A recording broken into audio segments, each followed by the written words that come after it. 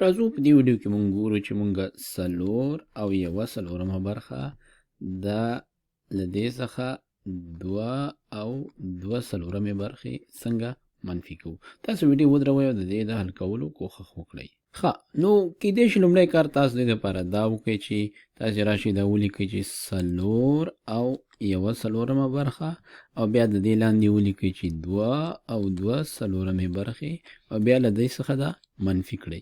او دا ځکه کیدای شي کار ورکړي چې مونږ دلته کسري برخه د کسري برخې لاندې لیکو او صحیح عدد برخه د صحیح عدد برخې لاندې لیکو او معمولا دا طریقه کار ورکوي. خو دلته که چیرې مونږ راشو دا کسري برخه وګورو دلته مونږ سره یوه څلورمه برخه ده او دلته مونږ سره دوه څلورمې برخې دي، نو دا له پورتني څخه لویه برخه ده، نو دا به مونږ څنګه منفي کوو؟ دې سره مونږ ستونزه لرو. نو مونږ به اوس دلته څه کوو؟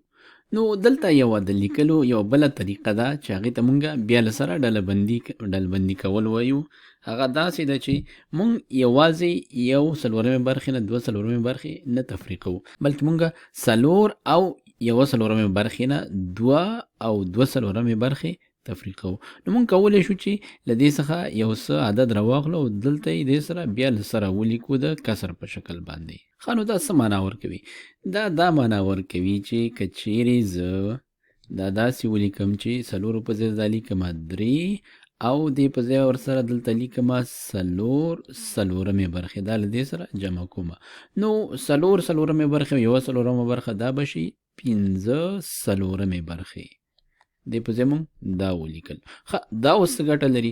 اوس دا ګټه لري چې پنځه څلورمې برخې له دوه څلورمو برخو څخه لوی دي. اوس کولی شم چې دا له دې څخه زه منفي کړمه، نو پنځو څلورمو برخو نه چې دوه څلورمې برخې لاړې شي دا مونږ سره پاتې کېږي درې څلورمې برخې، او همدارنګه درېو نه چې دوه لاړ شي مونږ سره پاتې کېږي یو، نو مونږ ته په لاس راغی یو او درې څلورمې برخې.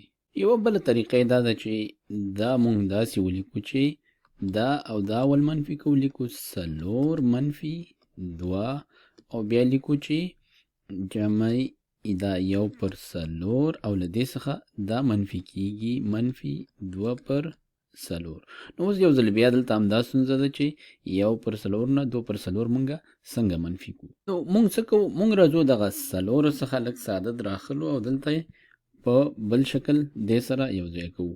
نو دا مونږ لیکو چې دا څلور مونږ داسې لیکو چې درې جمع څلور څلورمې برخې کوم چې بیرته مساوي کېږي له څلورو سره او بیا منفي دوه او بیا جمع یو پر څلور او بیا منفي دوه پر څلور.